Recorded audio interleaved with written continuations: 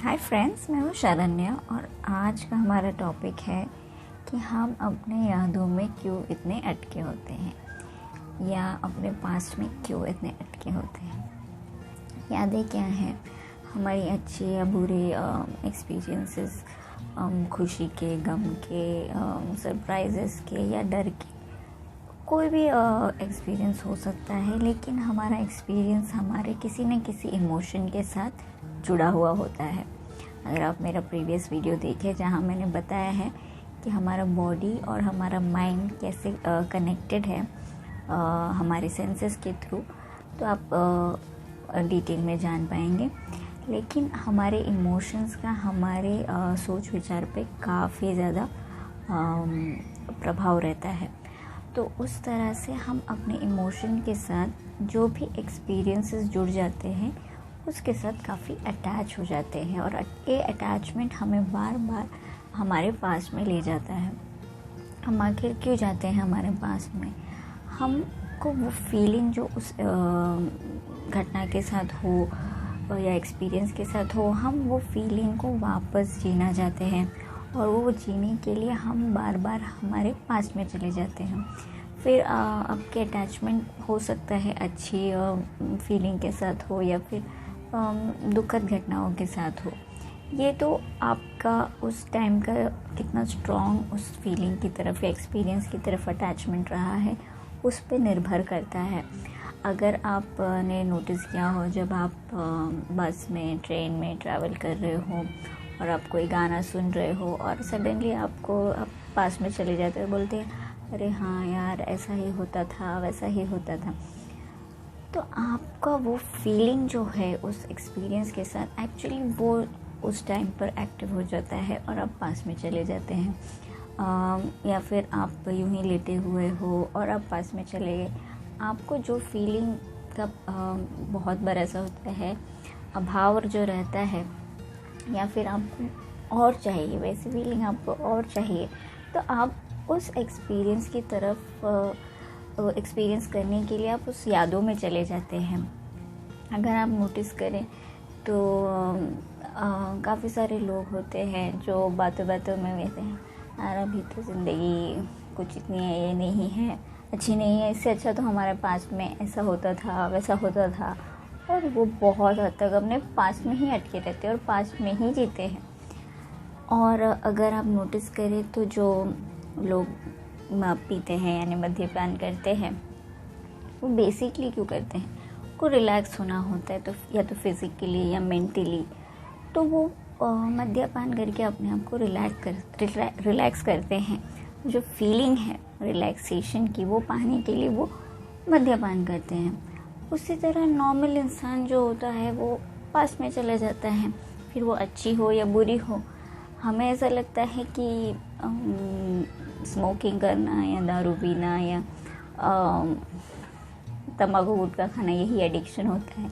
नहीं, mental addiction तो बहुत सारे किस्म के और भी होते हैं। जैसे एक होता है पास्ट में अटके रहना। काफ़ी सारे लोग हैं जो आप बातों बातों में पास्ट में चले जाते हैं या उसी में जीते हैं और उनको अपने प्रेजेंट में कोई इंटरेस्ट नहीं होता है, या यूँ कह लीजिए वो बहुत डिप्रेसिव स्टेट में जीते हैं। अब रही बात डिप्रेसिव स्टेट की, तो हमें लगता है कि डिप्रेसिव दुखी चीज़ों की यादों से जुड़े रहने से होता है। नहीं, बहुत सारे लोग तो अपने अच्छी यादों के साथ भी डिप्रेसिव लाइफ जीते हैं। उनको ऐसा लगता है यार पास्ट ही चाहता हूँ, मेरे स्कूल डेज़ अच्छे थे, मेरे कॉलेज डेज़ अच्छे थे, अभी तो मेरी ज़िंदगी ऐसी है वैसी है। तो ये भी एक तरह का डिप्रेसिव स्टेट ही है, जहाँ आप अपने पास्ट में इतना जीते हैं कि आप अपने प्रेजेंट को तो ध्यान ही नहीं देते हैं या प्रेजेंट आपको ज़रा भी अच्छा नहीं लगता है। तो ज़्यादा पास्ट में रहने से लाइफ बहुत डिप्रेसिव होती है। इनफैक्ट डिप्रेसिव लोग अपने किसी पास्ट के ऐसे एक्सपीरियंस के साथ इतने जुड़ जाते हैं कि उनको करंट जो उनकी ज़िंदगी है उसमें जीने में दिलचस्पी कम होती जाती है या वो अवॉइड करते हैं। तो एक तरह से काफ़ी सारे लोग जो पास्ट में जीते हैं वो अपने प्रेजेंट को तो भूल ही जाते हैं।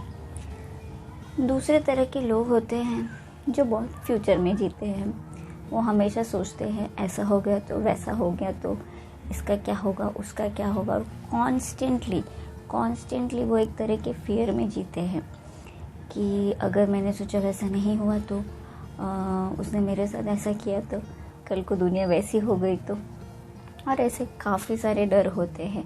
और इस डर के साथ उनको होती है एंजाइटी। आपने तो देखा होगा कभी कभी आपको सडनली कोई मीटिंग है या आपको बोला कि अरे बॉस के साथ आपका कॉल है अचानक से, तो आप सडनली बहुत अनईज़ी फील करने लगते हैं, अनकंफर्टेबल हो जाते हैं, आपको पसीना आने लगे या अजीब सा आपको सांस लेने में प्रॉब्लम होने लगती है। तो ये सब एंजाइटी के निशान होते हैं। क्यों होती है एंजाइटी? क्योंकि आपको डर है, आपको पता नहीं क्या होगा। इस चीज़ के डर से आपको कॉन्स्टेंटली वो चीज़ आपको स्ट्रेस देने लगता है और वो स्ट्रेस आप एंजाइटी में बदल जाती है। हमारी हर एक इमोशन का हमारे बॉडी पे हमेशा एक रिएक्शन होता है। जब वो जितना ज़्यादा गहरा हो उतना ज़्यादा गहरा उसका रिएक्शन होता है। और आज का जनरेशन सबसे ज़्यादा डिप्रेशन और एंजाइटी में जीने वाला है, इसीलिए क्योंकि वो प्रेजेंट में बहुत कम जीता है, पास्ट में ज़्यादा जीता है, या फ्यूचर में अटका होता है आगे क्या होगा, या मेरे पहले की ज़िंदगी अच्छी थी वगैरह वगैरह वाले सारे थॉट्स में जीते रहते हैं। और इस वजह से सबसे ज़्यादा मेंटल इश्यूज़ भी आज की जनरेशन को हो रही है, जबकि आज की जनरेशन टेक्नोलॉजिकली बहुत आगे है, लेकिन सबसे डिप्रेसिव जनरेशन में माना जाता है। क्यों? क्योंकि वो लोग प्रेजेंट में बहुत कम जीते हैं। लोगों से फेस टू फेस इंटरेक्शन बहुत कम होता है, चीज़ों को एक्चुअल में एक्सपीरियंस करना बहुत कम होता है, या तो वो लॉस्ट रहते हैं अपने सोशल मीडिया में या सारे बाकी चीज़ों में, इंटरनेट पे, और खुद से अपनी चीज़ों पे फोकस बहुत कम लोगों का होता है। काफ़ी सारे लोग टेक्नोलॉजी का बहुत अच्छा प्रयोग करते हैं अपने आप को एनहांस करने में, अपने आप को डेवलप करने में, जबकि काफ़ी सारे लोग बह जाते हैं इन सारी चीज़ों में। तो क्या करें, कैसे अपनी ध्यान को प्रेजेंट में लाएं? आज का जो वक्त है वो सबसे इम्पोर्टेंट है आपके लिए। आप आज में क्या करते हो, तभी तो उसे प्रेजेंट बोलते हैं। और उसके लिए क्या करें?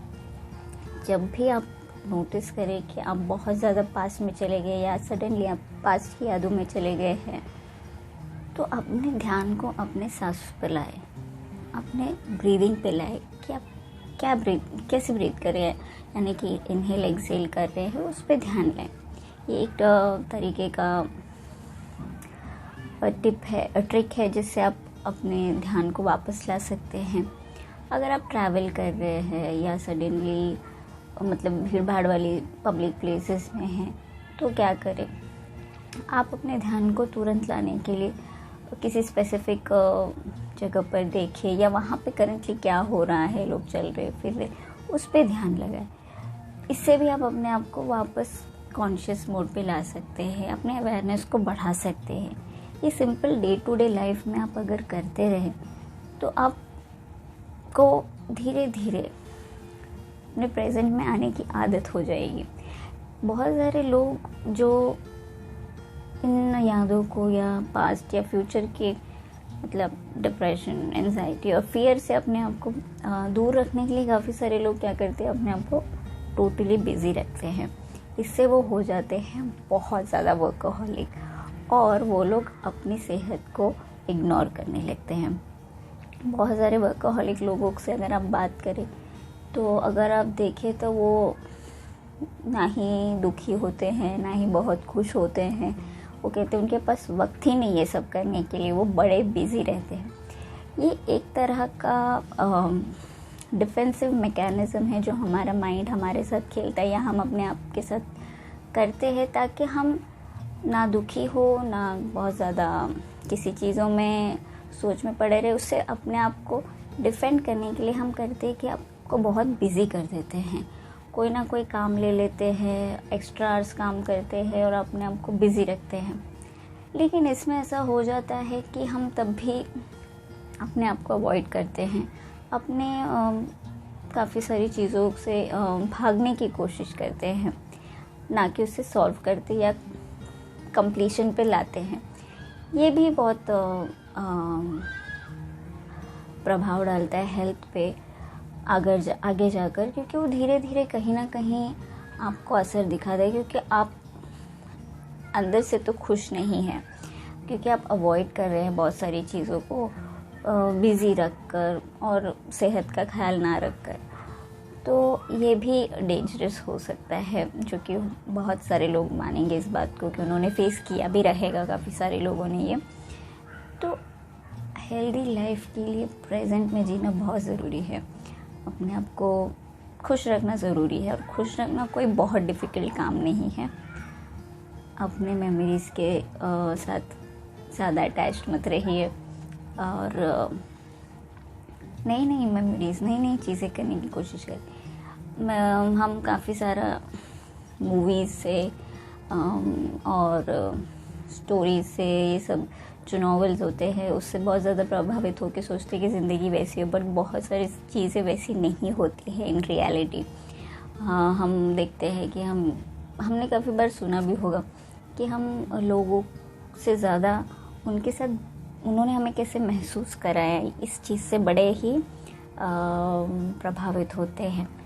क्यों? क्योंकि वो जो उन्होंने एहसास दिलाया उसके साथ कोई फीलिंग जुड़ी होती है, ना कि वो लोगों से हम जुड़े होते हैं। पर हमें हमेशा ये गलतफहमी है कि हम उन लोगों को मिस कर रहे हैं, या हम उनको उनके साथ जी हुई ज़िंदगी अच्छी थी या वो अच्छे थे।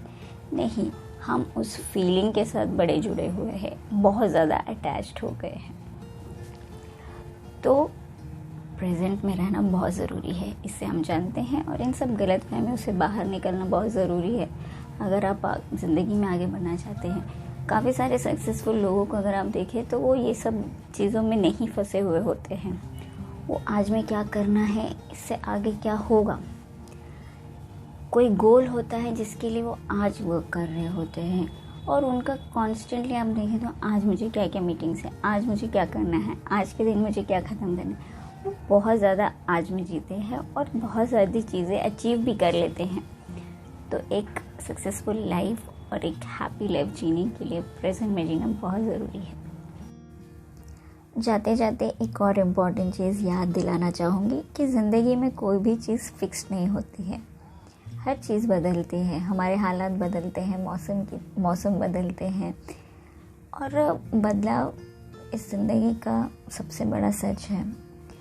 और अगर आपकी ज़िंदगी में बदलाव नहीं आ रहे हैं, यानी कि कोई घटना है जो बार बार घटती है, या कोई सिचुएशन है जिससे बाहर आप आना चाहते हैं पर आप हमेशा उसमें फंसे हुए महसूस करते हैं, इसका मतलब आपने कभी ना कभी अपने बचपन में या टीनेज ईयर्स में ऐसा कोई तो एक्सपीरियंस है जिसके साथ आप बहुत ज़्यादा अटैच्ड हैं, और वो अटैचमेंट आपको आपकी एनर्जीज़ को ब्लॉक करता है ग्रो करने से, आगे बढ़ने से, और आपने खुद अपने लिए एक ब्लॉकेज बनाई है।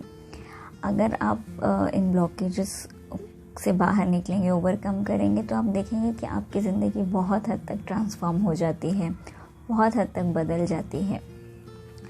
तो जब भी आप नोटिस करें ऐसी सिचुएशन, तो अपने अंदर झांके और ट्राई करें सोचने के लिए कि कब आपने ऐसे ब्लॉकेजेस क्रिएट किए। अगर आप अपने इस तरह के ब्लॉकेजेस को से बाहर आना चाहते हैं, या अपनी लाइफ की कुछ सिचुएशंस को समझना चाहते हैं, तो आप मुझे कंसल्ट कर सकते हैं। मुझे कंसल्ट करने के लिए मैंने अपना ईमेल आईडी कैप्शन में डाला हुआ है, आप मुझे मेल कर सकते हैं और मैं आपको प्रोसेस बताऊंगी। अगर आपको मेरे वीडियोस अच्छे लगते हैं तो प्लीज़ लाइक एंड सब्सक्राइब करें। Till then be happy and love yourself.